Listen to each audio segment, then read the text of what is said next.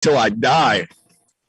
This is the Field of 68 After Dark Show, the only place that you need to be for college hoops every single night. On this Tuesday night, March the 22nd, 2022, we bring you the Field of 68 After Dark. I'm John Fanta. We have the insider, Jeff Goodman. We have Sports Illustrated's Kevin Sweeney with us tonight. It is a terrific panel and a terrific week in college basketball. In just moments, we have Kansas head coach Bill Self on the show. He and the Jayhawks in the Midwest region taking on Providence on Friday night at the United Center. Miami and Iowa State also in this pod, just showing the madness of this time of year. We'll get to the coaching carousel as well, our top point guards to watch, much, much more. Jeff, good evening. You talked to Bill Self earlier today. Now we're at that point. We're less than 48 hours out. Sweet 16 is about to hit. Yeah, and listen, you and I know Cooley well enough, and I've known Bill Self for 20 years. You're not going to find two looser guys, two guys who kind of have fun, show their personalities. They don't know each other that well, but they're very similar in a lot of ways, and their teams and what they want from their teams is very similar, right? They want toughness. They want guys that are going to be kind of, you know, just fighting you and maybe not even the most talent. I've said it for years. Bill Self's teams, Kansas teams, and Kansas fans have killed me. They haven't had Kansas level talent. Yet again, Bill Self's going to have a chance here to win another national title and get to a Final Four with a group that, honestly, a lot of them he developed. Look at Ochai. How do you feel about Kansas, Kevin? Look, I mean, I've questioned them all year because I just haven't felt like they've had that kind of next level juice, right? Like, I don't think you've ever come away from watching a Kansas game this year the way you can come away from watching a Gonzaga game or an Arizona game, or quite honestly, a Duke game. The Kansas-Kentucky game? Hey, Sweeney, you didn't like that Kansas-Kentucky game for Kansas? I didn't like that one. I mean, even their wins, right? I mean, even when they beat Texas Tech, even when they beat, Baylor, I didn't come away like, oh man, this team's got next level juice. I just haven't. But like you said, I mean, the player development is wild. I mean, Brown was a outside the top 100 guy, and McCormick, he was, I think, a little bit higher rated, if I recall, but still not like not a top 25 McDonald's All-American. He's not a pro. Agbaji, obviously a 3-star recruit. Lightfoot has been there like 17 years. DeJuan Harris was going to go to Missouri State, and then I watched Lightfoot. Hey, I watched Lightfoot for the first time at the same AU event I saw Markelle Fultz at. Wow. How about that? That's amazing. And Jalen Coleman-Lance was, what was he, the Brandon Ingram class, I think? I mean, it's crazy to me. I mean, I say it like, again, the Adidas, the whole investigation, they had a hard enough time getting dudes because they were Adidas. And then you crush Adidas because of the investigation, and you hit Kansas because of the NCAA investigation. And again, what he's done there, nothing short of amazing. As Sean Miller always says, he's the best coach in college basketball. Let me ask you this, Jeff. Then with that in mind, because Bill Self held a press conference earlier today, and he actually, without doing it in an aggressive way, he kind of called out his fan base. He said, look, it's time for you to show up to Chicago. It's time for you guys to, because apparently, I guess they didn't show up in as many droves for the first weekend down in Fort Worth. Right. My curiosity is, do Kansas fans take what Bill has done at the level he's done it at consistently for granted a little bit? Well, it's kind of like Cal with Kentucky to some extent, right? You've only got one national title. I think they like Bill a lot more today than Kentucky likes Calipari, obviously, which they should, because Bill's still alive right now, and Cal is sitting at home with a team that a lot of people, myself included, picked them to go to the national title game. I think, again, I think you get spoiled when you're a fan of Kansas, Kentucky, Carolina, Duke, those four programs in particular. And just ask Louisville right now, because they weren't at that ilk, but they were in the next tier. And right now, again, no disrespect, but Louisville, a top 10 program when things are right, just hired an assistant coach. That says a lot about where Louisville is right now, right?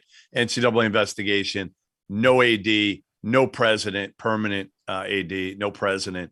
It's hard to get swing and be able to get. Like, who would have thought if I had told you 5 years ago that Louisville wouldn't be able to lure Scott Drew from Waco, Texas? We would have all been like, come on, cut this shit. I would have said you're crazy. Everybody would have. I mean, Scott Drew included. I guess the thing is, to your point on Calipari, sitting at home right now after a horrifically bad season by historic proportions, now you lose to a 15 the next year. Like, Kevin, where do you see that thought process? Because Self talked about his fans today. He said, look, we got to come out. I mean, I think there's no question that on paper, if you look at the four regions, if Kansas, as much as you talk about the fact they haven't hit a gear, Sweeney, when you watch them, they still have one of the easier draws potentially, if it shakes out the way it could, to get to a Final Four. If you looked at these other draws, you'd say Kansas has a nice shot here, and their expectation should be for them to be in New Orleans. No question. No, absolutely. I mean, look, at the end of the day, like, again, Kansas had a gregreat year. They have a great opportunity to go to the Final Four. And the consistency that Self has is second to none in this industry. I mean, there's, it is unprecedented to be a top 4 seed for 20 straight years or whatever it's been. And again, I mean, what Calipari has done at Kentucky. I mean, look, I think it's impossible not to get stale of a certain level of success when you're not, when you're not Nick Saban at Alabama winning national championships every year. Like, eventually people are going to say, well, why aren't we doing more? Why aren't we doing more? And it's like, it's really dang hard to do more, right? And again, I'm not saying that Calipari's been perfect. Like, I think he has, that there are things that could be better in that program. They probably should have more than one national championship. But also, at the end of the day, like, who's doing more than what he's done? Who has more than one other than Jay Wright over the last 10 years? Right. Nobody. Right. Yeah. Well said. Nobody. Well, let's hear from Bill Self. Jeff Goodman caught up with the leader of the Jayhawks earlier today. All right, now pleased to be joined by Kansas head coach Bill Self, whose team faces number 4 Providence in Chicago in the Sweet 16 this week. And Bill, you get the luckiest team in America this week, the Providence Friars. I've been calling them that all year, and Ed Cooley kind of buys into it. Now, I think it's posturing a little bit that he buys into it, but I heard he slipped today, but somehow broke his fall. And he was lucky, though, and he's lucky everything that happens right now. Well, first of all, when you're good, you don't need quite as much luck, and the Friars are good. And Ed's a terrific coach, and never played against him. Played against his teams at Boston College that he recruited the majority of those guys, but I'm happy for them. I'm not happy for us that we have to play them on Friday, but they got a good team, and as you know, they can stretch it. 5 different guys can really stretch it, and they can play around bigs that can score around the basket, and they're always going to play tough. So I'm not buying into this luck stuff. I think it's much more talent and skill over luck. No, and they're tough. I mean, that's the one thing that stands out to me. They may not be the most talented team, but they're a bunch of dudes that I think you would like because they play hard, they play with a chip on their shoulder, and they'll fight you. Yeah. Well, that's how, you want teams like that.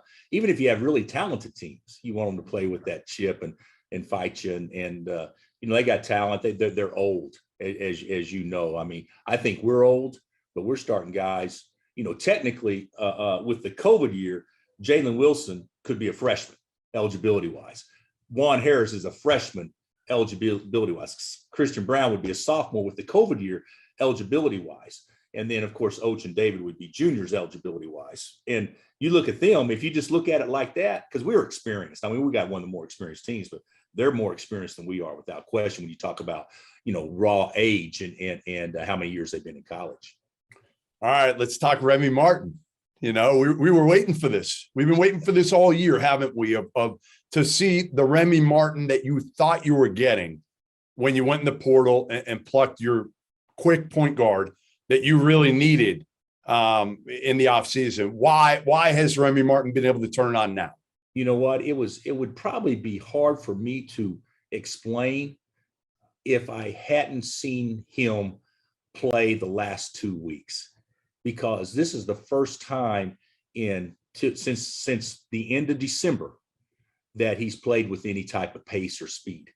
And we tried playing with his knee because there's a bruise and it didn't work. We tried setting him with his knee for about, I don't know, 8-9 games or whatever. It didn't work. He came back and was still, 70%. It looked like he just couldn't move. No burst, right? No burst. And that's what makes him effective is his burst. And without that, I don't want to say neutralized, but without that, it takes away who he is. And in the last 2 weeks, we've seen the burst, and it's different. It's different. And I'm so excited about it because, I've been telling people all along that we haven't seen our best version of ourselves just because he hasn't been healthy, but I haven't seen him in basically going on, 2.5 months, maybe. I haven't seen him deliver it like you think it's actually going to come.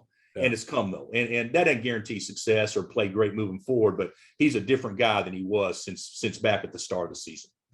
Bill, I tell people that with Remy playing like he has, with David McCormick, you've kind of gotten back, right? First half, David, second half, David, for the most part, he's been a different player. You've got wings that I think you'd put up against just about anybody in the country, and Ochai and Christian Brown and Jalen Wilson. What do you worry about? What's the biggest thing that maybe you haven't had that you need other than, obviously Creighton made every three? Well, and when Providence did too against Richmond, defending the arc obviously is something we have to do better, especially playing the Friars. But you know what? We've got really good pieces. I like our pieces. David, we've managed his minutes all year long, and he's been effective some games and not as effective other games just because of soreness and things like that. But he's probably doing as well as he has been all year long. Mitch, sprained his MCL, and so he's not 100%, but we're hopeful. We were hoping if we get through the first weekend, maybe he'll be close to 100 this weekend. We don't know if he will. So it doesn't guarantee success, but we're probably as healthy as we've been. So, but the biggest thing that we've got to do is we haven't consistently kind of put it all together yet. It's like against Creighton, we weren't very good. They guarded us, scouted us, and Remy scored 16 the first half to keep us in it. But Ochai didn't have a basket. I mean, we haven't got it where it's all doing this yet. So I'm hopeful that it all comes together this weekend. Is Ochai the key to that? I know you didn't need him as much in the first round game, but I think the last game of the Big 12 tournament, he was just okay. He was okay against Creighton. Is that something where you need him to be more aggressive than he's been, or what's been the issue? You know what? I don't know that I actually think that. What I think it is I think he's taking good shots. I just don't think he shot as good a percentage. I think he's playing fine. To me, before the season, guy gets 16 and 7, and you're going to say, yeah, that's a pretty good game. And now, based on kind of how he spoiled us, it's like, well, he's not quite hitting on all cylinders yet. But the one thing about him is he's been a model of consistency. Even though he hasn't had huge numbers in the last couple of weeks, 16, 18, 15, 17 or whatever, that you can live with that. And I think we're a better team if we have balance rather than just look to him to score. But we haven't shot it consistently well. And in the tournament, I don't know what we've been. I think 6 of 18 is the best we've shot it. So I do think we have better shooters than that. All right. Well, listen, thanks for joining us. I'll see you this week in Chicago. And I look forward to seeing you and your lovely daughter. I hear she's coming up with you. She is. So make sure you take care of her. It doesn't matter about me at this point. It's all about my daughter and trying to teach her the right things. Well, no one coming from you, that may be a challenge, but knowing the crack journalist you are, I'm sure you'll teach her at a relatively young age to always hedge your bets when you're picking the winner, though, right? Yeah, like I did with Joel, right? Now, hey, Joel Embiid, he may or may not come back to school next year. I thought that was one of the most brilliant investigative jobs that I think I've ever seen any journalist do. Was I correct? Well, you were correct. You're going to get 50% of it right. No exactly. Listen, I'm going to teach her that while she's young. Hey, that's a pretty safe bet. So just teach her. Hey, Kansas or Providence, one of them will probably win. Kansas might or might not be lucky and win. That's what I'm going to say. All right, listen, Bill Self, appreciate it. We'll see you this week. Okay, we'll see you this week. Okay, thanks, Jeff. Care to expound on what that was? So for ESPN, I did sideline. It was actually a game in Waco. Kansas played Baylor in Waco, Joel Embiid's only season in Kansas. And it was towards the end of the year. I think it was maybe early February. It was actually a snowstorm, and we got held there for a while after the game. But during the game, one of the hits I did, there was something that had come out that day that Joel might actually want to stay beyond the year. So he makes fun of me for it. I still want the tape on it. He says, I said, Joel may come back or he may leave after the year. I don't think I quite put it that way. But I think I left the door open for Joel Embiid to come back, which sounds absolutely ridiculous when you think of it now. Sweeney, whose side? I'm on Self's side of this story. I think it's a good strategy, to be honest. Yeah, it's the way you got to do it. Yeah, hedge every bet. This is why you got to follow at Goodman Sport this weekend for full coverage from Chicago. That being Talia Goodman, who will be on site. We got a break. After this, we're going to talk about who we want taking the last shot as this tournament goes on. We're going to talk about coaches who have something to prove, who you trust, who you don't trust in the NCAA tournament, and we'll take a ride on the carousel as well. This is Field of 68 After Dark, Sirius XM Channel 84. Clear. All right, let's bring in producer Greg Waddell. Greg, what questions do we have in the chat? Hello, gentlemen. We've got a question from one of our favorite users here. Ken Palm is a fraud. Consistent After Dark viewer. Goodman, he's telling you owe him a trip to New Orleans if Providence makes the Final Four. Is that true? What? I have a trip to New Orleans? Is there proof? Listen, I made some crazy shit, so who knows? I might have. We just need proof before I shell out $1,000 for Lumpy Dumper or Ken Palm is a fraud to come down to New Orleans. I figured you. I want to see Lumpy. I want to see Lumpy Dumper. I don't know if we could use the Field of 68 money for that. Can Bet Rivers pay for Lumpy Dumper to get down here? Like, what are we doing? I'd start that GoFundMe.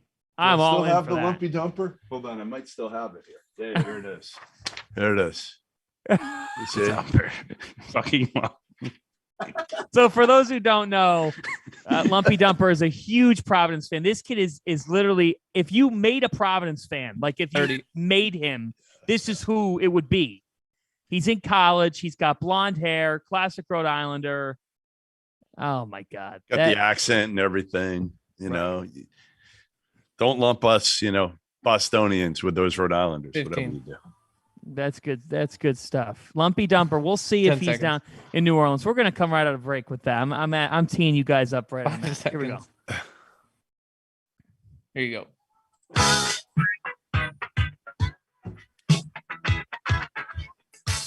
This sounds like what Rob Douster's going to be dancing to on Bourbon Street next week. Oh, God.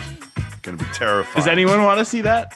Nobody. Oh, Can we stream that on After Dark? Like, we got to get the stream going. I mean, that's great. All right. Field of 68 After Dark, Sirius XM Channel 84. We're on YouTube. We're on Twitter as well. Let's go right there. On Bourbon Street next week. Yeah. Goodman, we were texting about this earlier. Who's the 1-2? Maybe you have a Final Four. Like the fan bases that you would love to see taking over NOLA. All right. So, and I'm going to put this out there for people. Best fan bases in New Orleans. Sorry, but all this right. Is so thrilling radio. Number one, I'm sorry. I know Duster kills me for doing this. I would say, to me, Texas Tech has to be on there. They're number one.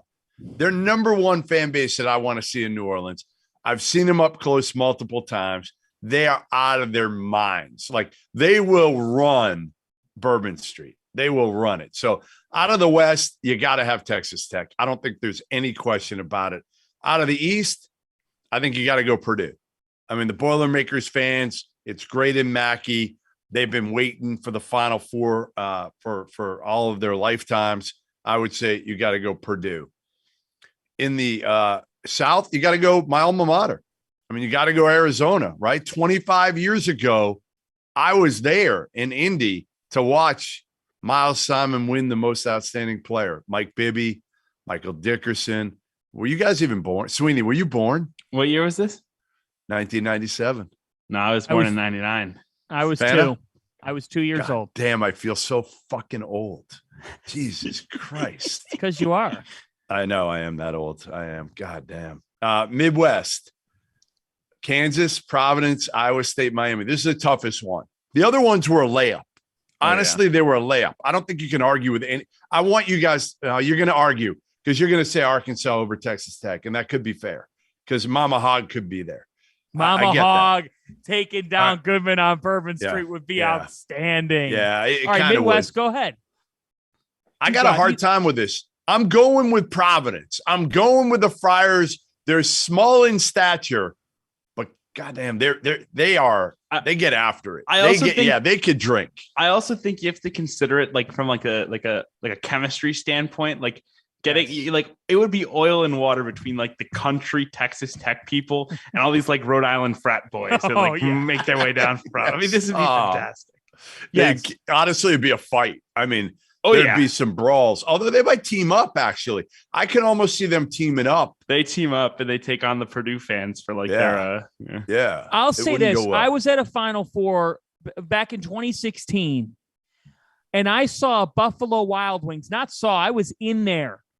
I was halfway through an order of potato wedges, enjoying a fine meal. But North Carolina and Syracuse fans started fighting each other inside the Wild Wings, prompting the restaurant to shut down for an hour. My point is, I could see Arkansas and Carolina fans or Texas Tech and Carolina fans, because you know what Carolina fans do? They're the kings of, where have you been? What's your program done? Look what we did. And then what? Right. Exactly. Yeah. They got some of that. Purdue. They got some of that. Hey, the last time I was in New Orleans, guys, I'm no lie, 2:30 in the morning.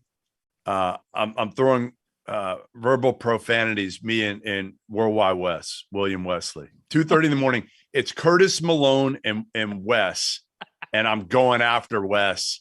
And Curtis Malone's trying to calm me down. This was before Curtis went to jail. This was a New Orleans, man. Listen, you guys, you've never done it for the Final Four, obviously. I've never been to the city. Awesome. It is not good. Now, again, I'm a little bit older. I don't know if I can go quite as hard as I did that time. But you're coming out. You gotta bring Sean out. Paul. I mean, come on, here we go. I'm gonna feel like a dad to all of you guys out there. Who's the Field of 68 cast member that you give the best shot to end up potentially in the Slammer? Greg Waddell. Yeah, Greg could. Greg Carter Elliott. Sleepers Media. Yeah, Sleepers Media. Sleepers Media, both sleeping in the Slammer in New Orleans. All right. This is exactly what the rundown meant when they said, let's get some superlatives. Guy most likely to get arrested. Yeah, exactly. That was the real superlatives. All right, let's get to superlatives. Here we go. Superlatives. Yeah, let's do it. Jeff is all about point guard play, but I'm going to start with you on this, Sweeney. Who's the best point guard left, and the point guard situation could be troublesome for a team? Man, that's hard. I think I'll say that the best point guard left is Andrew Nembhard. I'll take him over Colin Gillespie. I know that the Big East guy won't love it, but I just think that, the Memphis game was really big for me in proving that if he needs to take over scoring the basketball, he can go get 20 in a big game. Like, that was something I wanted to see from Nembhard, and we saw it. And then the point guard situation, maybe a little more shaky. Michigan. I mean, I'll give Frankie Collins a ton of credit. He came in against Colorado State and changed that game. They don't win that game without Frankie Collins. He swung in the first half with a quick 5-0 run and then was really good in the second half. And then in game 2, he just kind of managed the game with Devontae Jones down. We don't really know what Devontae's status is. Coming off the concussion, then he gets re-injured. It seemed like in the first half, and then obviously Frankie will be a freshman in his the biggest game of his life. I just think that's a tricky situation to be walking into a game against one of the most disciplined teams in the country, Villanova. Colin Gillespie, like, come on, like no, you can't go Nembhard over Gillespie. Gillespie's a stone cold killer. Like, he's got every intangible in the book. Like, come on. He can back dudes down that are like, Kofi would be trying to guard this dude. He'd try to back his ass down and score on him in the post. I don't think this dude is he's a robot. He is a robot. There's nothing human about him. Nothing. You're wrong, Sweeney. You are way wrong. You're out of bounds. And the fact that you'd start your argument by saying Big East guy won't Big like East guy. I'll tell you when somebody, you go talk to Terrence Oglesby, he'll be a Big East guy. I'll tell you when somebody stinks. Marquette stunk. Seton Hall stunk last week. I'll tell you when somebody stinks. I'll also tell you when somebody's the best point guard in the country. And if you're going to pick somebody over Colin Gillespie, who's won at more than any of the other point guards listed, who makes the defining plays of a game and did last week against Ohio State, don't tell me he doesn't. Who's the better pick and roll ball handler, Colin Gillespie or Andrew Nembhard? Pick and roll ball handler isn't fully constituted as point guard. I know. Now, who can score when you need him to score? Who can run a team when you need him to run a team? Who can lead? Did Andrew Nembhard not just do that in the second half to carry them back from a double-digit deficit against a really good Memphis team? One game. Yeah, but it was Memphis. Memphis doesn't even have a point guard. Yeah. You didn't watch what we did live when Gillespie went to Providence and stole their souls. They're also the Sweet Gillespie, you trust Gillespie even more. I love Nembhard. I do. I love Andrew Nembhard.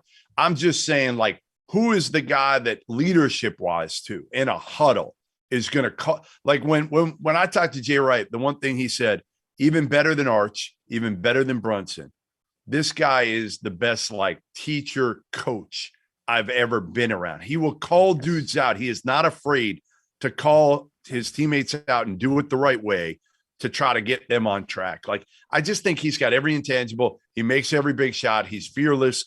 That's not like, do you trust Andrew Nembhard? Here's my question to you. Do you trust Andrew Nembhard? Game on the line, ball in his hands. Now, again, he's got Drew Timme. He's got some other dudes. Right, you're going to put him in a ball. You're going to put him in a ball Right. screen. He's going to make a good decision. If they go under, he's going to make the three. He shoots it well. If they don't, he's going to drive it to the basket. He make a dump off pass through the lob. He's making 39% from three this year. He takes care of the basketball. He's he's a high assist guy. He's efficient. Like, I don't know, man. Like, I just think he checks. And by the way, he shoots 87% of the free throw line. Like, he's going to ice a game. So Colin Gillespie's right there too. No, I'm not saying Gillespie isn't good. I just think that Nembhard's a little more explosive. He can get around the corner. Like, to me, all right. So if they're 1 and 2, Gillespie's a winner. Gillespie makes winning plays. If they're 1 and 2, if they're 1 and 2, give me 3 and 4. Right Tiger now. Campbell. Tiger Campbell's right there. Has to be, because UCLA, the way that he engineers that team offensively, he has to be 3, in my opinion. Now, who's 4? I don't know. Well, JD Notae's got to be in there somewhere, I guess. If you're calling him a point guard, then yeah. He's their point guard. Right. I mean, he is. You're right. He's got the ball in his hands. He's a What scoring about Miami? point. What about Miami? Good old Charlie Moore, man. On his coming 17th. back to Windy City. It's amazing. DePaul homecoming for Charlie Moore. I like RJ Davis has been playing as well as almost any point guard in the country the last couple weeks. He's been awesome. And Bynum too. I mean, Bynum's been awesome too for Providence. Yep. And Durham. No one talks about Bynum. Yeah. Durham set the tone. Nobody. So those are the haves, right? Yeah. Those are the haves. Fanta, who are the have-nots? Who's the one that you don't trust at all? It's probably the reason why I don't think they're going to make the Final Four. And that's Arizona, because Kerr clearly isn't right. Kerr slander. Kerr. Well, he shot Kerr 1 for 10. Put the headband on, Goodman. Let's go. Yeah, I'm sorry. I got it right here. You know, it's always on my desk. It's always on my desk. When we're talking Kerr, we got to throw it on, baby. We got to throw it on there. Doesn't it concern you, Jeff? Or does it not concern you? Yes, it concerns me. He's jacking 3 after 3 after 3 when there was no reason to at the end of the game. Kerr, come on. What are you doing? He watches this show. I know he does. He's going to DM me after the show, and he wants me to, because I'm an alum, I got to be positive about him in Arizona all the time. I'm honest with him. I told him, like, dude, if you don't start playing smarter, more consistent, you're not going to the Final Four. You're not winning this whole thing. And that was a bonehead possession at the end of that game that could have cost them. Could have. Mathurin saved the day. Hey, we got a break. We'll keep the superlatives rolling. We'll take a ride on the coaching carousel. Still to come here. Field of 68 After Dark, Sirius XM, Channel 84. You're clear. It would be so great if we did a mean DMs segment where you just read the direct messages that you get. It's bad. Oh, bad? I can't even. I mean, honestly, I can't even read a lot of them. You can't read them. I mean.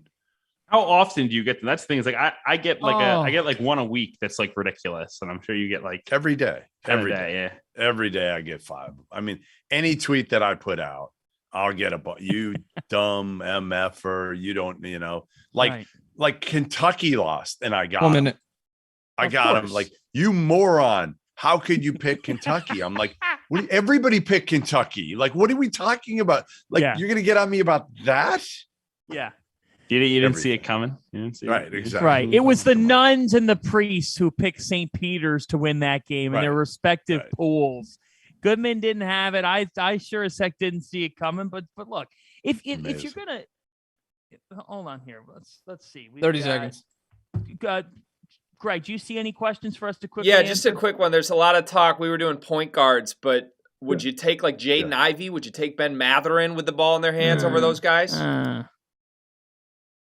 No, they're not Ivy points at all. They're right, not points but in a late 15. game possession, the ball's gonna be in their hands. I think it's the agreed. Point, right? Yeah, so. I kind of trust Ivy now, even in the half court at the end of the game. And Mathurin answered 5 seconds. questions. Here we go. Field of 68 After Dark, Sirius XM, Channel 84. We're on Twitter. We're on YouTube. We are presented by Bet Rivers. We are also presented tonight by Honey, which means it's time for a read. So tonight's episode of Field of 68 After Dark is sponsored by Honey.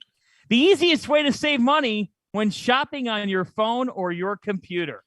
Have you ever been in this spot? You're shopping for something online. You go to checkout, and when it asks you for a promo code, you start Googling, trying to find a way to save some money. I have been there all the time. Thanks to Honey, manually searching for coupon codes is a thing of the past because Honey is the free tool that scours the internet for you and finds the one that best fits your cart, especially when you have NordVPN.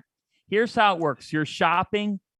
You check out, the Honey button pops up, you click apply coupons, you wait a few seconds, you watch the price, you pay, go down. I've seen this time and again when I'm buying my joggers that really make me look even more fit than I am during the spring and the fall in New Jersey when I'm walking around the streets and drinking a coffee. Goodman doesn't believe it, but I assure you, those joggers don't buy themselves. So if you don't already have Honey, you could be straight up missing out. You could be on the wrong side of the bubble. By getting Honey, you'll be doing yourself a solid and supporting this show. And who wouldn't want to support us? I would never recommend something that I didn't use. Get Honey for free at joinhoney.com/March Madness. That's joinhoney.com/March Madness. Hey, are those the Lululemon knockoffs that I saw you in the other day? Yeah, I'm wearing them to Chicago. I've got them packed. I'm gonna tell the whole city to be ready to watch a riverfront John Fanta walking He's around. Gonna start sprinting. Lakefront jog Fanta. Oh, John yeah. Fanta. Little jogging Lulus. Love to see it. Dave, do not question my speed. It is elusive. It can take off in just a second. All right, here we go. Let's keep it rolling here. Field 68 After Dark, Sirius XM, Channel 84. So the coach that you trust the most, the coach that you trust the least. Now, I'm going to start with this here. I think that this is a huge weekend, guys. A huge weekend. And last night I got pushback on the show because, it's the NCAA tournament and you can't define everything. Look, I think he's a great coach. I'm not arguing that. Yeah. That being said, you can both say he's a great coach and understand this is a huge weekend for Matt Painter. It is. When are you going to have Jaden Ivey and all the pieces around him to this degree again? This is a big weekend for Matt Painter to both carry his program banner and the Big Ten's banner. Yeah. I mean, look, they have to get to a Final Four. And the stakes might not be high. I mean, you could say Gonzaga because like they just haven't won it, whatever. But like at the end of the day, like the floodgates have opened for Purdue. I mean, the 1 seed out, the 2 seed out. You've got a 4 seed who's got a hobbled Jaime Jaquez, like who might not be 100%. You've got North Carolina team, whatever. You're playing St. Peter's in the round in Sweet 16. Yeah. I mean, if this is not the year that you go to the Final Four, you break the door down, right? Or whatever happens in New Orleans happens. But if this is not the year you break the door down, I mean, when is it going to happen? I mean, look, you mentioned Ivy. Shoot, like Williams is going to be gone after this year. Zach Edey will be in NBA mixes. I don't think he'll come out, but like he is on mock drafts in like the second round and has some kind of Boban-y qualities. Like this is going to be a different Purdue. And if they don't break the door down and get to the Final Four, it's going to be a massive disappointment. I'm going with the coach with the most on the line is Mark Few. Really? Again, well, here's why. For me, I think Tommy Lloyd was so important to Mark Few. And maybe this thing will continue to run itself. It very well may. But I think he's got the best team this year. I think we say it every year, but Kentucky's out now. You got a bunch of other good teams. Kirk Reese is hurt, right? He's not himself, and they got point guard issues. As Sweeney was saying, you have arguably the best point guard with a top 3 pick and a stud who's been around for a couple of years now in Drew Timme. There aren't many holes on this team. So I think Mark Few, again, this might be his best chance. And he's not a relentless recruiter, guys. He's not. He's relied on Tommy Lloyd and his staff for years. So I just wonder again, are you going to be able to get the Chet Holmgrens in the future? Are you going to be able to get the guys in the portal? I think you will, but I don't know. I mean, again, it's not like it's going to automatically happen. It might, but it might not. It might slow down a little bit from recruiting purposes. Kevin, who do you trust the most? Man, I mean, look, I kind of think I trust Mark Few the most. I mean, look, Jay has the championships, but there has been no coach that has won more in this tournament, like consistently gotten into national championship game, gotten to Final Fours, gotten deep in this thing. Than Mark Few and Gonzaga. Like I trust them the most to get out of this weekend. And I know that the road is challenging, right? You're going to have to get past Eric Musselman, who's going to be game plan, and prepared. And then you're going to play either Texas Tech or Duke, one of whom's already beaten you. But I trust Mark Few and this Gonzaga team the most to have the steady hand because, look, the 2 most important players on this Gonzaga team, and you can talk about Chet whatever you want. Your point guard and your center, you guy you go to late in games, and Nembhard and Timme are the guys that go to late in games. They've played in a national championship game. They've played in a Final Four. They've been in a thriller of a Final Four game against UCLA.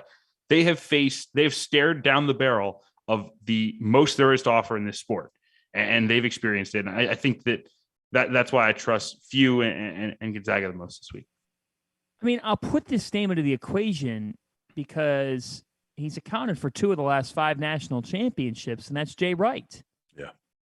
How could you not sit here and say that he's got to be there? If he's not 1, he's 2 or 3. Yeah, he'd be 2 for me.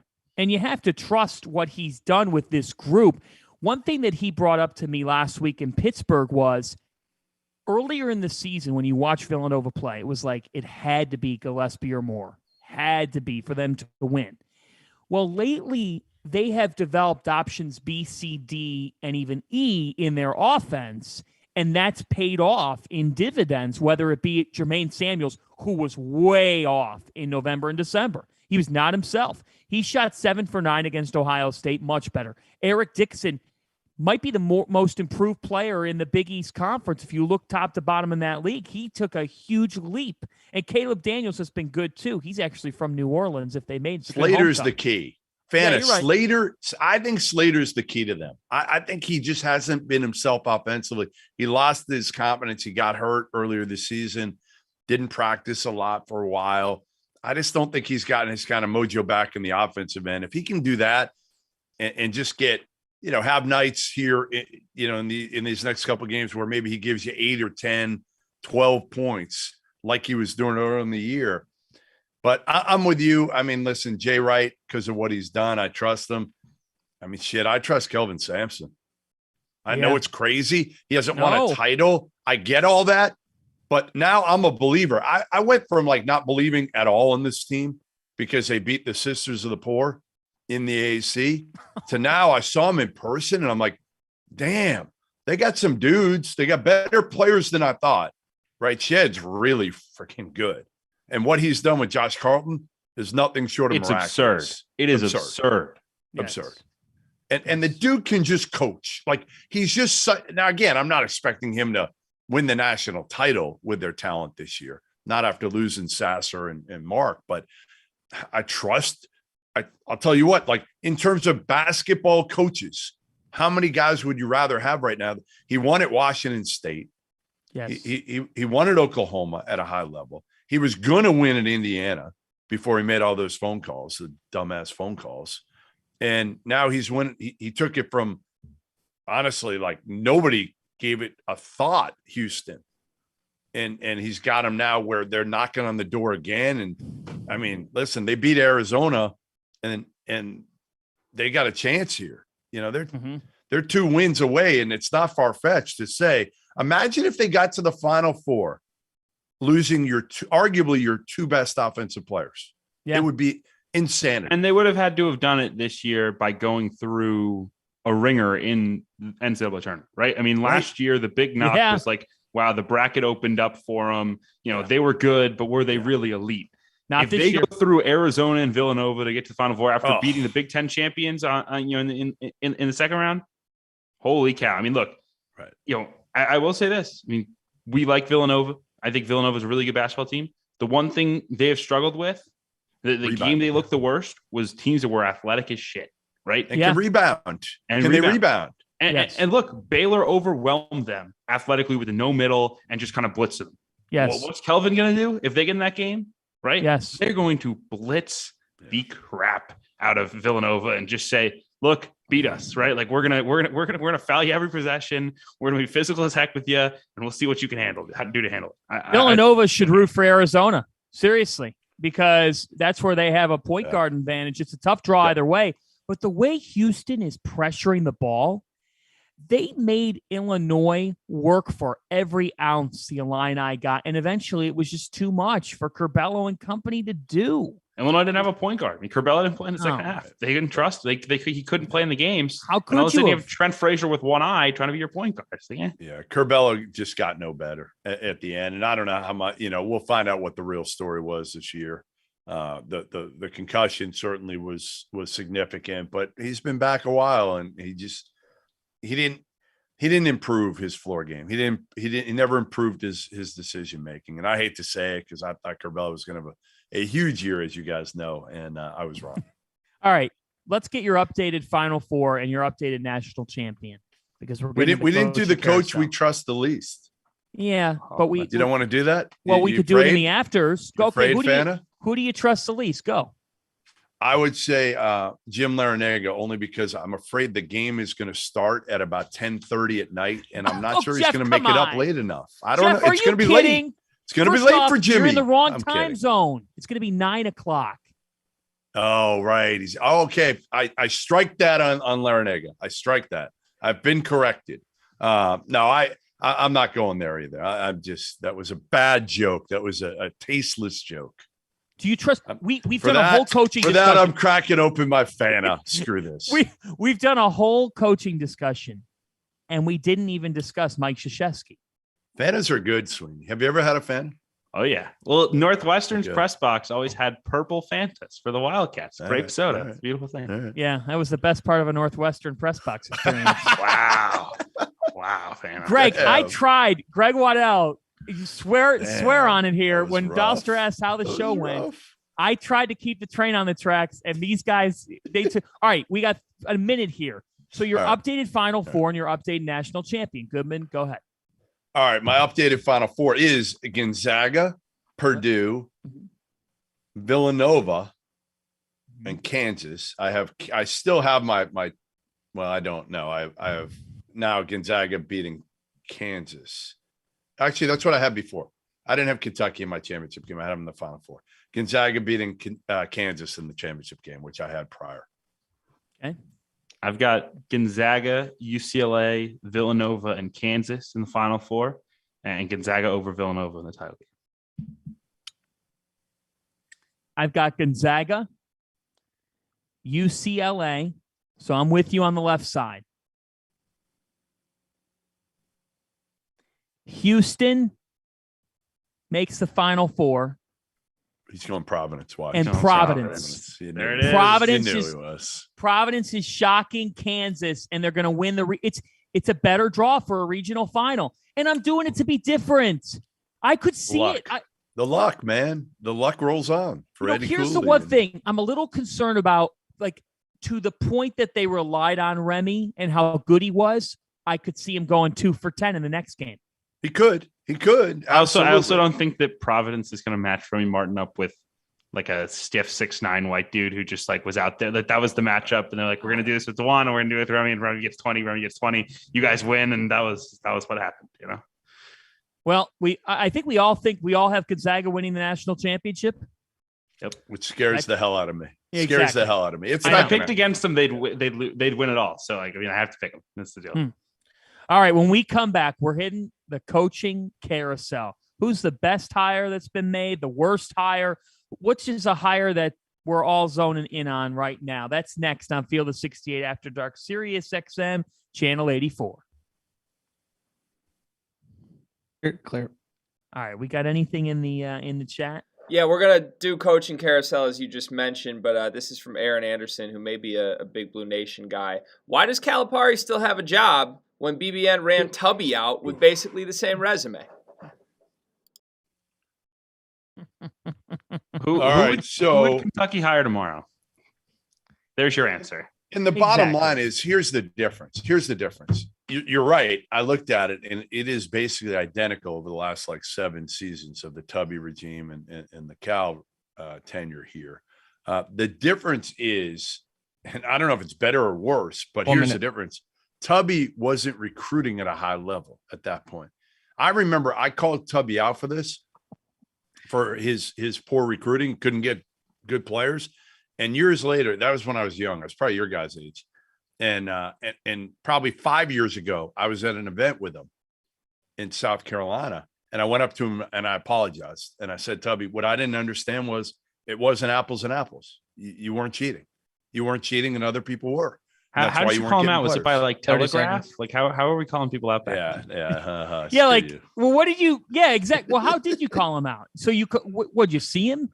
I wrote things, blogs, stories. Like we actually wrote things back 10 then. seconds. Or I did. Right. Someone said Chris Jans for Kentucky. If not, Here we go. Probably good. Field of 68 After Dark, Sirius XM, Channel 84. We have about 10 minutes left, which means it's now time for a ride on the coaching carousel. We'll tell you what we like, what we don't like. Just this evening, Maryland made it official. They introduced Kevin Willard as the head coach of the Terrapins. We talked about that last night. There's been some developments in the last 24 hours on the carousel. So, Jeff Goodman, what's the biggest thing either maybe that you've broken or that you're looking at here that you're following closely on the carousel? Take us on the ride. Well, I think most of the big things have been filled at this point. I think the biggest thing we're watching now is, does Butler pop, right? Barry Collier was on the committee. He's been out on the road this whole time. He let go of his women's coach today when he got back, and he has not given Lavelle Jordan any information whether he'll be back or not for next year. Personally, I would bring him back. I had a hard time with the guys like Lavelle, who 2 years ago were set to make the NCAA tournament, and then it was canceled. It was the same thing for Archie Miller, right? Those two guys, Archie a year ago, Lavelle could do it now, could lose his job. If you have a tournament if they even announced the tournament, think about that. If they have an NCAA next to their names and they had just announced the teams that got in, they might be okay right now. Archie might still be the coach in Indiana. Who knows? Laval would probably get another year for sure. So that's the biggest thing to watch. But, man, there's been some – the SEC flipped over, didn't it? It was crazy. And I was talking to one coach today in the league, and I said to him, what do you think? He said, man, I love it. He said, I love it because I was scared as hell of Will Wade and guys like even Konzo, like he didn't do a great job lately, but I still was scared of Konzo and what he could do going into a room, with parents. I'm not scared of these dudes that got hired. That's basically what he told me. Of the new guys, who's got the best shot to succeed in the SEC? Sweeney. So I think that's a hard question because I think the best hire for the job is the least likely place to succeed in Mississippi State, right? I think Chris Jans has the best chance. Like for Mississippi State, he was the best hire you could possibly make because he knows how to kind of get work done in the trenches. He develops players. Like he's had success at New Mexico State. Has been in that kind of Greg Marshall tree of guys who, like, for better or worse, know how to win and get shit done. But do I have confidence that Mississippi State's gonna be like a perennial NCAA tournament team? No, I don't. It's like to me, I think the guy who has the upside, right, is Todd Golden. Like I think that Todd has a chance to be one of the next big names in this thing, right? He's a guy who's smart. He's energized. I think he has the ability. I think he does have some juice. Like I do think he could get to like a Nate Oates level, in terms of juice and the analytics and kind of branding himself that way and hire some killers on his staff like Nate did. I think that Todd could get there. Like, I really do. Like, to me, like if it's boom or bust, but I think there's real boom potential there. Some of the other hires, I just don't think there's as much juice. Like, again, I think Jans is probably the best hire for what anyone could have done. But if you ask me who has the best chance to be like looked at as an amazing hire 5 years down the line, I think it's probably Todd Golden. But it also he might not be there in 5 years, right? He might be toast. Like that is he won't be in the downside. Yeah, I just worry again because these guys are so out of their element, right? And you go in the SEC and you're fighting Cal and Bruce and Nate and Muss and like. Now the good thing is they all kind of come in together now. So there's like 5 of them now that are kind of on even ground, and I'd say the only Dennis Gates and Jans are the 2 that I think are going to be able to pick it up quicker. Yes. Right? Jans has recruited Jukes. He'll be great at Mississippi State. He'll be great. And Gates worked for Leonard for 7 years. He'll be fine. Yes. It'll take him some time at Missouri.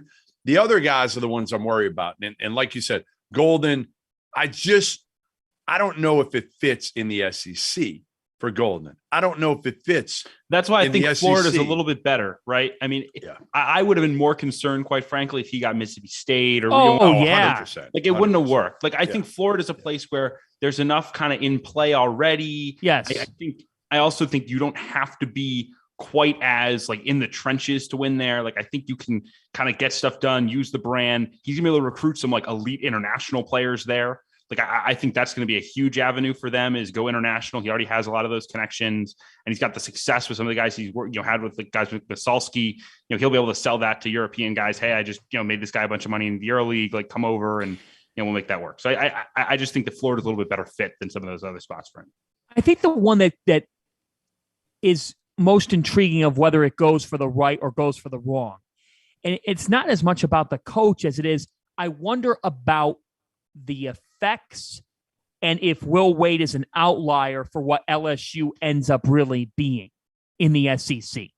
And that's where I get concerned for Matt McMahon because I don't even know. LSU's not a top 5 job in that league. It's not top 6 or 7. Oh, it is. Yeah, it is. It is. When it's whole, it is. Top 5 in that league. I'm going to make it easy for you. Top 5? I'm going to make this so easy for you, Fanta. So easy. Trent Johnson got hired to go to Baton Rouge. Okay. And he wouldn't do anything. Nothing. He played it straight. And he was out. They didn't like him because he wouldn't play any games. And he was gone. Matt McMahon, I'm telling you, he's going to play it straight. He's got no choice following Will Wade. And he's going to have probably a 2-year postseason ban. It's just going to be too difficult to to set up for failure. Yes. Now he'll get paid a ton of money. Matt McMahon, congrats, man. You took the money. I hope you succeed there. I just don't know how you're going to get it done in basketball. I don't know. But then why take it? Why take the job? It's not like the money. Now he could have had the opportunity. He could have had South Carolina, right? He could have had South Carolina. I'm saying he could get the money elsewhere. There's opportunity get the money at LSU though that isn't elsewhere. You know, right. I just think I think it's there's too much allure to it. I honestly think there was one guy out there in this cycle that had a chance at LSU, right? Like I think McMahon is a winner. Like I truly believe that, like, I agree. In a vacuum, like that guy's going to get players and coach and have a shot. I just think like there's so much stacked against you at LSU right now. It's going to be hard. I think there was one guy in the cycle that had a chance at LSU. That was Jerome Tang.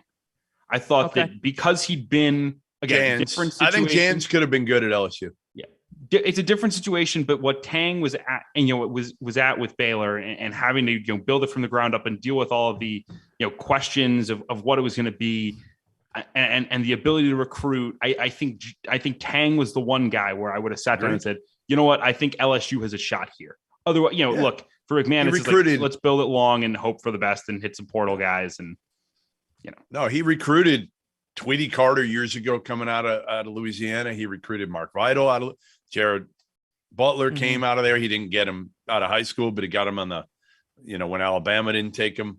So I'm with you. I think Tang was the best hire of the whole cycle. Other than the Miller brothers, which we've got to stay loyal to, but I do think they were great hires. I do. Like putting Field of 68 aside, man, for Xavier to get Sean Miller. Oh, ridiculous. It's as good as they're ever going to do. I don't care how many games he misses next year. He can miss the whole damn year. Doesn't matter to me. And I think he'll miss, my guess is he'll miss 10 games. 8 games. That'd be my guess. 8 to 10. Right. 8 to 10 games. And that's not even going to be, it's not going to be something that derails them. He's going to get them going again. Xavier is a gold mine of making NCAA tournaments. They made 12 out of 13 up until 2018. Travis still didn't get to one. And that's why they had to make a change. I guess it's interesting to me on the LSU front because I look at the SEC and it's like you said, Jeff, like Kentucky, Auburn. You still have to take Tennessee into account with Rick Barnes. He can recruit. Now Alabama, and Arkansas. Yes. Like those guys are all going to keep going, and that's why 5 MFers. That's 5 MFers. Like good luck, all you guys coming in. All of you. Put LSU in front of those. They can't get anybody right now. A better job, right? Florida's a better job. Today it is. I don't know if LSU's a top 5 I think even without the SEC. sanctions, Florida's a better job than LSU. They won 2 championships. All right. Billy Donovan. We're off to Goodman and I are heading to Chicago. Goodman, you're buying pizza. I am buying pizza and beers. Kevin Sweeney's going to Philly. Not for my daughter, but for you. Enjoy a cheesesteak, Kevin Sweeney. We're back tomorrow night, 11 Eastern time. This has been Field of 68 After Dark. And you're clear. All right, so I got to tell you guys this. It's Field of 68 After Dark Afters, which means the show can go totally off the rails now. So all weekend long, I'm in Buffalo, and with the exception of Sunday. And guys, I got to tell you, what I heard more than anything being courtside in Buffalo from fans and media. And this is no disrespect to the coach. I wish him the best at Mississippi State. But guys, people were calling Chris Jans Ted Cruz. Yeah, he had the look. He did. Yeah, the beard. He looked like he was about to get on a flight to Cancun in the middle of a power outage. I mean, it was tough.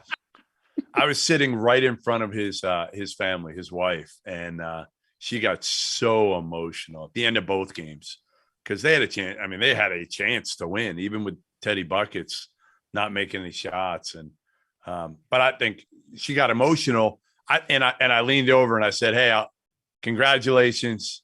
I'll see you next year, wherever that is." And she just kind of looked at me, and because I knew he was gone. I mean, we all knew he was gone to. I thought that was probably done before the tournament started that he's going to go to Starkville. All right, Let me tee up on this. You reported earlier today, Tim Jankovic at SMU out there, and that he was retiring.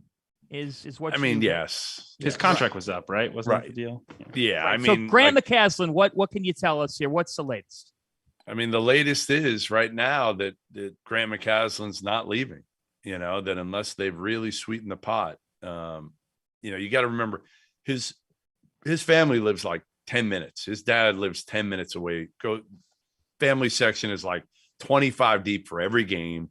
They're right there. Not that SMU's that far. I was going to say it's not that far. It's not that far. Right, it's not. But he really likes it at North. I mean, he didn't even entertain high major jobs that called him this year. Like, he didn't even entertain some of them. Now, neither did Nico Medved. Those are two guys that are being selective right now. And it's not like SMU is in a great spot going forward, right? League-wise. They're not. That's one of the concerns right now. That's true. Good point. Right. North Texas and SMU will be in the same league, which is what makes it interesting. There you go. I will say this, and I tweeted this. Yeah. There are a ton of similarities between Chris Beard and Mark Adams, between Joe Golding and Brett Tanner from Abilene Christian, and between Grant McCaslin and Ross Hodge at North Texas. It's all very similar. Sure. They've got, there's kind of there's a staff trust level. There's, it's the locked in successor. In all three cases, they're the defensive guy. They all do some form of kind of no middle defense. They all kind of learned it from Adams and picked it all up. So North Texas will be in good hands if Grant does take SMU. I don't think it's a lock, like you said, Jeff. I think there's work to be done there, but if that does happen, North Texas would be in very good hands with Grant McCaslin. I think it would kind of continue again, just like what they've done with what places like Abilene and what places like Texas Tech. And SMU's got money, so they could double his salary and make it really difficult for him to turn down. Another name I've heard is Joe Golding, who's only been at UTEP for a year now, but man, did he crush it at Abilene Christian. And he did a good job this year at UTEP. Brought some energy. They played in the postseason. He can coach. He's really good. What's the latest on UMass? There's been rumors floating around. Mark Schmidt's name just tossed around earlier tonight. St. They're not going to. Yeah, they got to pay Schmitty like $2 million a year. They're not going to go that high. But Frank Martin, I would expect a decision from Frank here in the next probably 24 hours. And to me, Frank's got a tough decision to make here. He's got a tough decision because on one hand, you look at it and you say, all right, if Frank Martin stays out and does TV, could he be hotter? Could he get like Tom Crean did that and he got Georgia. Yep. Right. If Frank does it for a year, maybe two, could he get another high major? I mean, if you look at his body of work, what he did at Kansas State was really friggin' impressive. Oh, yeah. Right. Obviously, really impressive. Went to a Final Four at South Carolina. They just didn't go to the tournament again, but they were knocking on the door some other years. Or do you take UMass because you're afraid if you sit out too long, you might not get back in, and you go to UMass, you kind of turn that, and you can get something else. Wouldn't your concern, Jeff, be that he just needs a little time? Like he just seems, again, I don't know Frank, but it just seems like this tenure really wore on him. And I think I would be worried. Right. I'd be worried at UMass that I'm hiring a guy who, like, where is he at mentally? Is he ready to kind of work? I mean, this thing is a rebuild. It's going to take some real work. It's just roll up your sleeves. Right. Why not live the glamorous TV life for a year or two? His wife went to UMass. His wife did go to UMass. Okay. So there is a connection there. There is a connection. But I hear you guys. I hear you. And that's what, if I'm Ryan Bamford, the AD, I need to hear it in his voice. Right. How badly do you want it? Are you going to get a staff together that's going to be able to crush it in this league and compete? Amherst, Mass is out in the middle of nowhere, guys. It's out in the middle of, it looks kind of like UConn, out in the middle of nowhere. And that's a multi-year rebuild. I mean, nothing is anymore because of the portal. That's the only thing I'd say. Yes. Right. Ordinarily, I would say absolutely fast. How about with the portal? It could backfire though for Frank. Do you feel confident though that, I mean, whether it's Frank or anyone else, do you feel confident that anyone, again, Mark Schmidt might be a different circumstance because Schmidt has done it at Bonaventure, but do you feel confident in that league right now when you have Dayton with VCU, with Loyola Chicago coming into the league, which will be an impact addition to the league? They've been in it every year, right? Like, do you feel confident that anyone's coming into this league right now? I mean, Archie's got a real chance, I think, but do you feel confident that anyone that they're going to hire at UMass, Frank Martin or otherwise, is going to get you to the top four in the A10? Like, I just don't know that the A10 in a year. Sure. No, I don't think they're going to be consistently there. I'm not saying they're going to be. Anyone. He doesn't need to be consistently there. Flash in the pan. Right. Hit it and get out. Hit it and get out. I think I'm more just saying, like, on the UMass job generally, like I wouldn't feel confident anywhere that if you're there for 5 to 7 years, that you're going to be in the top 4 more than twice. I guess my thing is Frank Martin doesn't need to take UMass to resurrect his coaching career. I think you get worried as you get older. You get a little bit concerned that if you stay out too long, you're never going to get another head coaching job, or you're going to get one even tougher than UMass. And it is a tough job. I mean, listen, since Kyle has left, oh boy, nobody's won there. Nobody's won at a decent level. So, to me, I understand, like, it's going to be a tough decision for him. I think if it doesn't go to him, do they up it and go after Mark Schmidt? I think it's going to take a bigger price tag to get him out of there. And then, Jared Grasso could be in the mix after that. All right. Lamont Paris going to South Carolina, which means Chattanooga. Now, what happens there? What can you tell us? What's the latest on that situation? What'd you think of Lamont taking the Gamecock spot? He's like the nicest guy in the world. Is that a good thing for the SEC? I was going to say. That's the problem. That's the problem. It's the same thing of Matt McMahon. It's the same thing of Todd Golden to some degree. I just think they're all kind of fish out of water for now. And can they figure it out quickly? Because if you can't figure out NIL quickly, you got no shot. You just like those guys have all, again, what we talked about. Calipari's already got NIL. He's got it rolling. Nate Oates, Musselman, Pearl, Barnes. They've got a year up on you. And oh, by the way, they're all like Hall of Fame, some of them Hall of Fame. And oh, by the way, coaches. Not too far, Chris Beard, Texas and Oklahoma are coming into your league. That's the other thing. These new guys, this league's going through a transformation. You better hire some dudes on your staff. Yes. And it is going to be a great offseason to be, the guys who've been in that league and have the experience, right? Like, I'll just throw out a name right now, David Patrick, right? It's a great offseason to be David Patrick. Because I can tell you, I'm sure every single coach that is getting hired right now in the SEC is like, all right, let's put together an offer to see if we can get a guy like David Patrick or a guy like 100%. Jonas Hayes or a guy like that who has recruited, those waters and knows how to, get you done. Like, it's going to be a great offseason because you're either going to get another job that's going to pay you more, or you're going to get paid more at the same spot you're at. So much money for those elite assistants, and the assistant pool is not overly deep right now. Those guys are worth $1 million. Those guys are. If you're paying $4 for a head coach, you're it's absolutely worth $1 million to get that level of guy on your staff. Listen, I'd be doing the go get me. Again, if there's anybody out there that's got 2 Mobleys. The hell with it. Like, I'll pay you 100%. Whatever it is, $1 million a year for 2 Mobleys. You think it was worth it? Look at Andy I'd pay $2 million to get 2 Mobleys. Oh man. Right. Look at Andy Enfield's bank account right now. That's 2 Mobleys. Got him that. Yes. Hiring Mr. Mobley. Right. And Andy's not going anywhere based on what we know, right? I mean, where would he go? He just, again, Maryland the problem when you sign those deals, the buyout's going to be $10 million plus for the first year. You can't go anywhere. Nate Oates is at that point right now. He signed a deal a year ago. So he's at, 10 million plus. Mike Boynton, 10 million. That's the problem people don't understand. Such big it's buyouts. Like the Marylands of the world, they can't go after half of them won't go anyway because they're happy where they're at. The other half of the high major guys can't go anywhere. That's why I said Andy's name. Are too high. That's why I said Andy's name, because there's some here. So the chat is epic right now. Okay. I got to read you a couple comments that have me laughing as we're talking carousel. Sean Crawley says in our chat, for LaSalle, Fran Dunphy for a couple years to groom a young kid. I'm sorry, that's not happening. Matt Langle, just hire Matt Langle and be it's done such with a it. different it's such a different recruit than who they've recruited the last several years, but it doesn't matter. Matt Langle is a dang ball coach. Like, hire that guy. Right.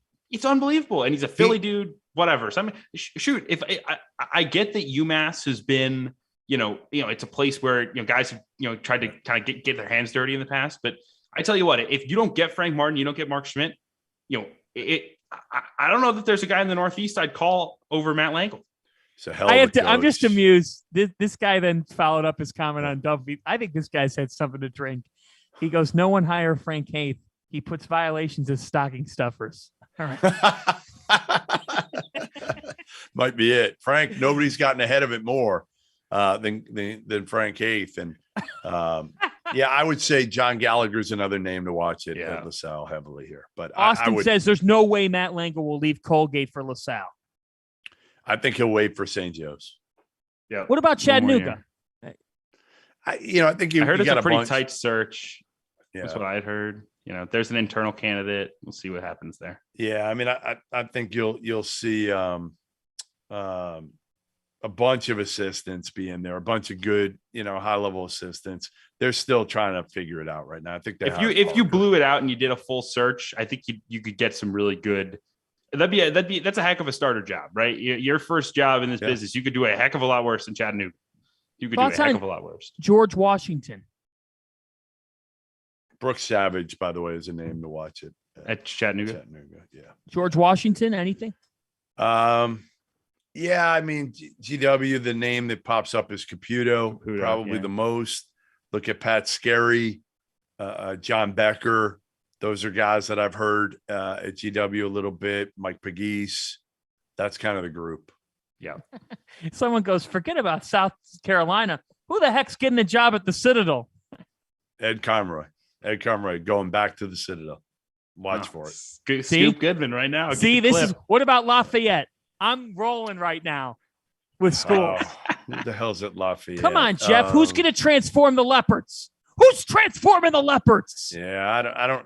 Josh Loeffler is a name that I've heard. I don't. I haven't done much. Honestly, that's tossing names. He could be making up assistant coaches right now. But whatever. Guys, I haven't done. The average person watching be like, I'm hearing Sean Paul is a front runner for the Lafayette job. I haven't. He'll recruit some get Tosan in there with him. This was a good question here. This is a good question. Go ahead. Who's the power conference coach? Who is the power conference coach heading into next year that has the most pressure on them? That's a good one. There's a lot of guys who got the vote of confidence, right? So you're going through, you're saying Jeff Capel, Fred Hoiberg, right, Chris Collins, Jared Haas, Mike Hopkins, right? Like all those guys got one more.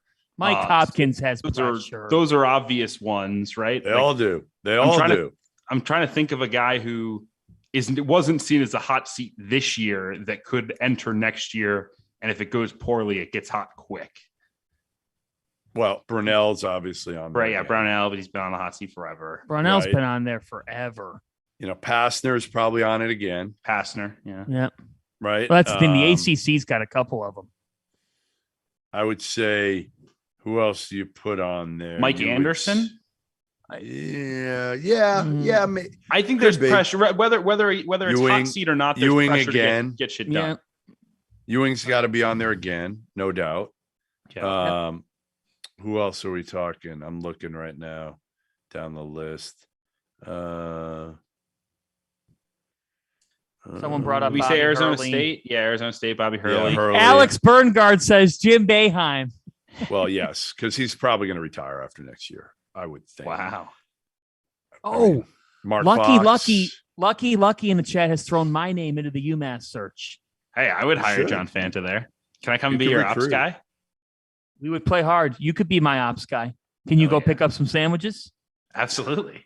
Where are we going? What's the good sandwich spot? Someone said Jared Haas, but I don't. No, really? He's on it. It's got to be. I mean, they've made a tournament. I mean, Kermit again. Him and Haas and Chris Collins. It's like they're just. I mean, Collins got over the mountaintop, but it's just been forever for those two guys. And those high academic schools, you just hang. You could just hang. What happens with Wayne Tinkle because he just gets extended? That contract, man. That contract is might be the worst contract in college basketball. What's he guaranteed? Oh no! You don't even want to know. Please go ahead. Know. I think it's 15 million. Oh no! I think it's 15 million. And the worst part of that, of course, is like Oregon State can't fire that together. There are places where it's like, okay, if he won 3 games, 15 million. Good for Wayne Tinkle and his sweaty pits, right? Good for Wayne Tinkle and his sweaty pits, because man, he just Crushed it. I mean, Who else? hey, just shows you. But it just shows you the dumb know. decisions some ADs make because, again, and that AD, I believe, is the same AD who hired Kevin Stallings at Pittsburgh. Oh, okay, same AD. Guys, so he should stop being. Barnes. Yeah. He should Scott stop Barnes. getting that. So, to me, again, like a guy like that should be fired immediately. But that's the problem. Like, you're bidding against who? Like, Right. okay, Wayne, you went to the Elite Eight. Hell of a job, man. We're going to give you more years. But the buyout is not going to be. It's not going to be guaranteed money. And you know what? If you don't like it, Wayne, then we'll get another job. Whatever. Go get another job. That's right. That's right. See, here's the thing, Exactly. and this goes back to it. I thought this was a really interesting discussion point, and I'm sure it'll get brought up this week. I could totally see Matt Painter getting asked about this week. But Jeff, wasn't it interesting last week hearing Chris Mooney and Ed Cooley to a degree talk about validation in the coaching industry, and that at some point you got to make this run where you're saying it's Wayne Tinkle. You had a run, Ethan Thompson. It was crazy. Things shook out. Now that's the form of validation. You know what I mean? Like that. It's a reverse psychology thing of course I want to go to the Elite Eight, but if I'm dog shit after it, what's it worth? I guess, but maybe you don't give a shit. Maybe at that point you're like, hey, I just got paid. I'm good now. At the end of the day, all Wayne Tinkle had to do to not be getting called out at 12:16 a.m. on March 22nd was not go 3-29 or whatever. And I like Tinkle. Right? Like, I love him as a guy. You can't go 3-29. 12-20. No one would care. Whatever. It's a rebuild. It's Oregon State. You know, maybe he built another team. Whatever. So, all right, who has the best chance of the guys we mentioned? The Ewings, the Capels, the Hoibergs, the Collins, Haas, Hopkins, Brunell, Mike Anderson, Kermit. Who's the best chance Hurley to turn it? Pastner, who's already turned it once. Out of that group, give me the guy who could turn it, who could flip turn it around, like a Kevin Willard turn, or like a get 2 more years like Pastner turn. Somewhere in between. Okay, somewhere in between. I don't know why, but I'm still optimistic on Haas to turn it around. All right. I think I'm what's still challenging optimistic. with that one and with Northwestern, right? And again, I keep bringing them up, but like the portal, like it's hard for like Stanford can't like right. Bobby Hurley could get it right if he hits the right transfers this spring. Yes. Right. If he gets 2 guys in there that really click, 2-3 guys, boom, we're rolling. Right. At Stanford, it's just going to be harder. You know, I think Bobby would probably be my answer. Right. Me too. They had some signs late in the year. Like, it wouldn't stun me if they were a tournament team and then that buys them 2 more years. It's not that hard to turn it around in the Pac-12. Oh, it's not like you're the other thing. Shoot, right. no one would have hard to turn it around the Pac-12. That's why I picked Haas. That's why I went this day last year, you know, whatever is March 22nd, 2021. Yeah. Who would have bet any money that Mike Hopkins would have a job right now? Yeah, you're right. I mean, it was done, and they still were outside the top 100 in Ken Palm, but they went 11-9 in the league. Like, run it back. Right. Like, well, he was owed enough money. He was owed 9.3. Plus, he won enough that you could justify. But that's the Pac-12, and his AD hired him. So it was like the perfect storm to keep him, and he's so well liked. But that's the Pac-12, though, right? You can get to 11-9 and like have a case to stay. Well, that's the thing. It's not the SEC or the ACC. You're exactly. You're not in a position where you can actually move up rungs on the ladder in that league. Is it true that Capel's buyout goes from 15 to 5 next year? I don't know that. People are debating that in the chat.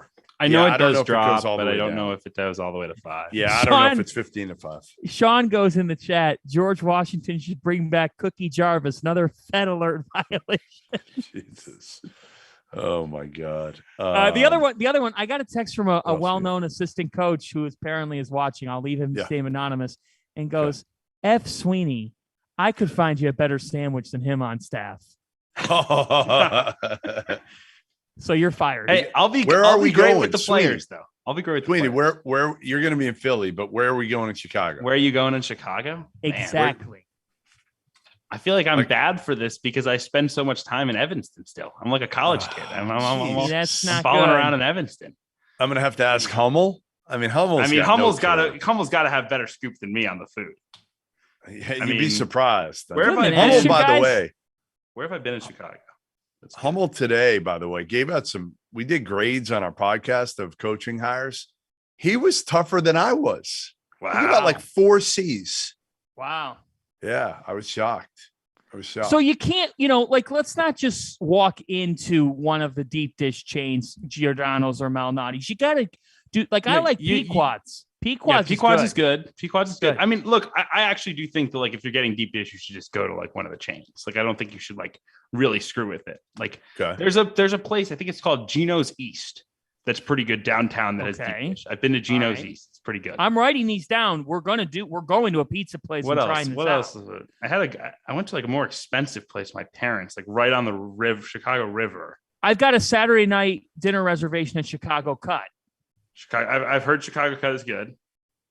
Is that like the best steak place? One of the good ones. So there's a place literally right next to Chicago Cut called the River Roast that has, like, roasted, meats, pork chops, beef, whatever, and it's really good. I went there with my parents. It's a nice meal. So that's another option right next. Then there's Tao. Somebody said Pizzeria Uno in the chat. You ain't going. If Fanta rolls into Tao, I need photographs. Oh, hold on a moment. Tao's great. I rolled into Tao at Mohegan Sun, and let's just say it had a night, and I was reading the naughty fortune cookies. I had a friend who got pickpocketed at Tao. Really? Yeah. Really? Yeah. Wow. Got to be careful. What about Swift and Sons? Have you heard of that? Have you heard of Montverde? I have not been. Steven, I did not grade any hires last year, but I would have graded Mark Adams. Probably like a D plus. Yes, you would have. Yeah. What would you have graded Hubert Davis? Probably a D plus. Isn't that amazing? That's something. Yeah. See, but Hubert, here's the thing. For what, 85% of the year, he probably was a C minus.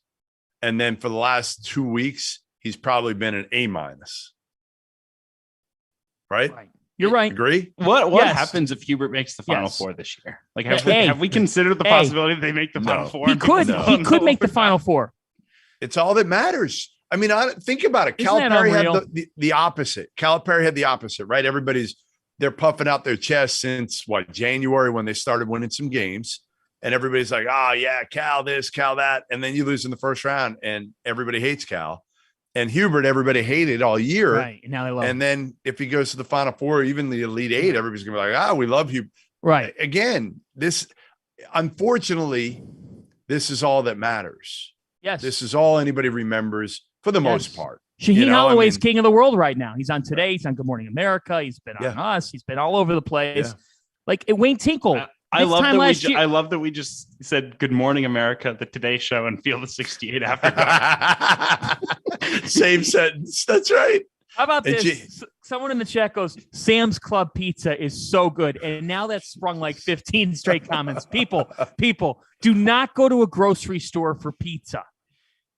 I mean, if you're looking at like rolling tonight, look at this. That's because this show has been off the rails. Like we haven't had any structure. This is good TV. Going. We've had great structure. We got to get to 3 cheers. Yes, we do. Who do we cheer tonight? The chat. I don't even know who to cheer. The chat is rolling. Cheer anybody we want, huh? Yeah, you could cheer anybody you want. You could. The good part is this would be a great night for Sean Miller, because he couldn't figure out the you got to cheer for that night until probably like mid-February.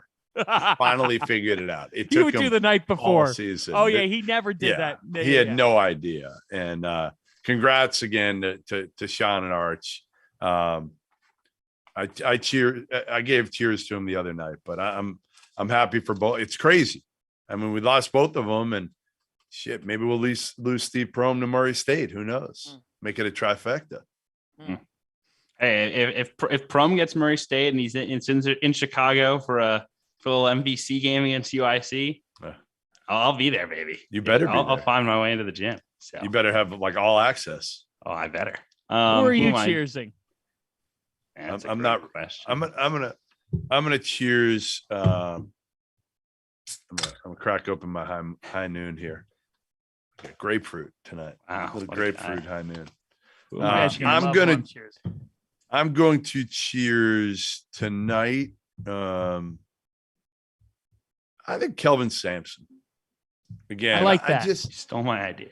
I killed them all year. I did. I killed him. I killed the team. I killed the league, everything. I was just like, you know what? Like, I'm not buying in to Kelvin Sampson being a national coach of the year.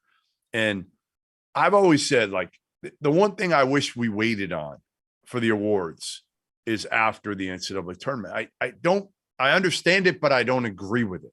Okay. Like, I understand, well, we need to present the awards at the Final Four, right? We got to have these presentations and everything.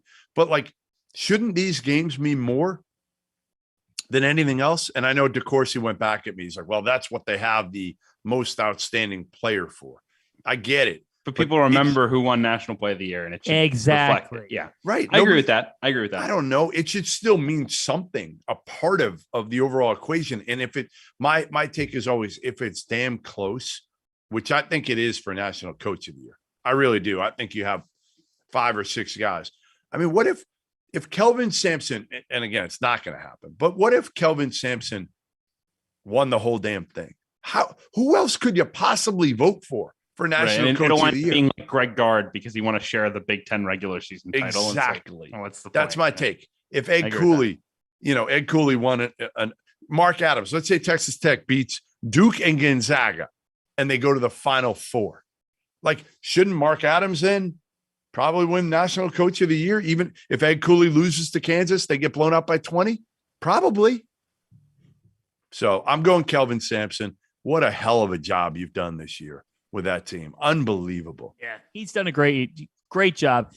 And his team fits him so well. They play hard as you know what. All right, Kevin. I don't know about the grapefruit. All right.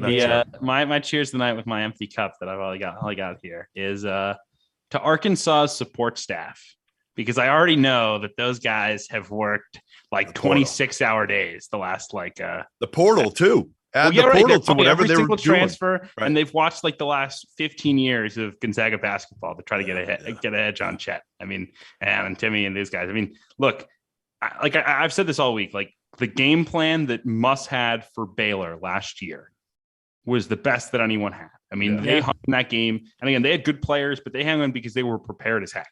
And I think that's the reason why I keep telling people that's going to be a close game, is because I just think they're going to be prepared. So shout out to the guys who are probably not getting very much sleep right now, calling every single transfer and also watching every single second of Gonzaga from the last decade. So try to get a little bit of sleep. All right. Like get out of the office, get out of the office, get a little bit of sleep. That's all. Ruda, sleep.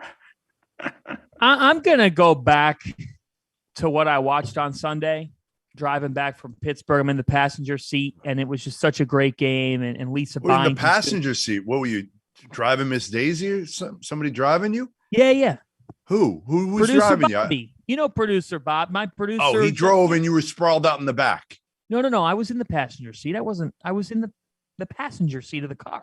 Oh, I thought you said you were in the back, like Paulo Banchero was in the back or something. What? Oh, Jesus. Anyway, you did not finish you up. did. Finish yeah, up. You did not just do that. I did. I absolutely did. Okay. All right. So I'm gonna give my third cheers to the guy that I think if I made one shining moment right now, I'd have in the most. That's Ben Mathurin. Benedict Mathurin. The emotion of March was on display Sunday night. The sweat coming off his body, the facial expressions off of big-time buckets, and the toughness that it took for him to will his team. Let's face it, Kerr Kriisa missed 3 consecutive threes, and he bailed them out. He bailed his team out. They lose to TCU if they don't have the best player on the floor. And with that kid... The ref helped too, but yeah. Well, Ben Mathurin, that's who I have 3 cheers. Which, speaking of officials, you put all the referees at Goodman Hoops on Twitter. Yeah, I got a little blowback from some people over there at the 4-letter organization for that one, but it is what it is, right? Well, here's my problem. I used to break the Final Four refs every year. Every year I would break them, and then they started getting pissed off, so they would put them out right away. They would wait. Generally, they would wait till like Wednesday, maybe, and I think they would tell the refs on maybe Monday or Tuesday, and they would wait to put them out till Wednesday. So I had plenty of time to break them. And then they realized, all right, like they can't do it that way anymore. So they kind of got me the last few years. I don't think I've broken the Final Four refs probably in 5 years. So I'm like, all right, Sweet 16 refs, baby. Like there's more of them. Yeah, I had the whole deal. I was fascinated by the list. There's certain guys I do not want to see in person in Chicago, and there's certain guys I wouldn't mind. It's just how it is. Let's face it, the officials did not have a good first weekend. But okay. All right. So here's in their defense. Of course. Tell me what you think of this. Wait, tell me what you think of this. So what I've said for years is they're tired by now. These are the most important games. They've been flying, driving all over the country. Why not have one assigner? I'm going to write something about this in the offseason. One assigner overseeing everything so that, for instance, whoever it is, I'm just going to throw out Teddy Valentine's name. He's not even eligible for they basically said they honestly, they made it so he's not able, right. He didn't ref the tournament at all this year. The last year stuff. Last year. Yeah. So Ted Valentine, for instance, he goes and he does a game in Bloomington, Indiana. And then for the Big Ten, then he goes to, let's say, whatever, the SEC, and he goes down to Fayetteville. Then he goes back the next one. Butler does a Big East game in Indiana. Well, like, why? If you have one assigner, they're going to say, all right, you're going to go Indiana, then you're going to drive maybe to Champaign, then you're going to go to maybe Purdue from there, and you're going to stick in this area. And if you do go down to the South, if you're going to go down to Arkansas, you're going to do a week of SEC games. It's like in Major League Baseball. You know, if you're going to do games every day, you don't fly to the West Coast for a single series. You play a 10-day road trip. You know? Yes, they need to put some limitations in the amount of travel because by virtue of just being tired, you're going to be exhausted. And they're flying commercial, like they're waking up at 6 a.m. They're driving to save money. They're driving because they get a certain amount of money for all of the travel. So if they drive it, they save some money instead of taking the flight. So there's just things they can do to make it better. So this time of year, and listen, again, I get tired of the ref talk because I don't think it's going to change. Right. At the end of the day, you can't miss these like blatant calls, right? Like you cannot miss. It's getting to be TCU. You can't call the tech on RJ Melendez. There were too many there were too many calls this past weekend where it was like you cannot make that call. You can both say that they have a real difficult job, and people who don't say that are it's like if you just constantly bury them. There's more. It's more about the system than it is them. Yeah, Greg's gonna kill me. Greg's gonna kill me. But someone in the chat just said Fanta. Taylor says Fanta. I will call the DePlain Sam's Club and have them hold you a pizza nice and warm. That's a hike. You're going to have to Des Plaine. No. You could stop on the way from O'Hare if you find O'Hare. Reckham, a Texas Tech fan, goes, my blind dog did a better job refereeing. Now, there is some. I got to say, the chat is good tonight. People are getting me to the nearest Costco location to try the pizza. You guys are awesome. We got Jeff, you fired up the Coach K grandson stuff, and now people are really like taking it to another level. You know, when you get to be my age, guys, you don't give a shit. Right. That feels like it was like five years ago. It does not feel like it was. It was more than crazy. It is crazy. Yeah. Right. All right. We're out of here. We're out of here. See you in Chicago. Goodman Sweeney. Enjoy a cheesesteak. Greg Waddell, thanks for tolerating us. To the chat, 3 cheers to you. You were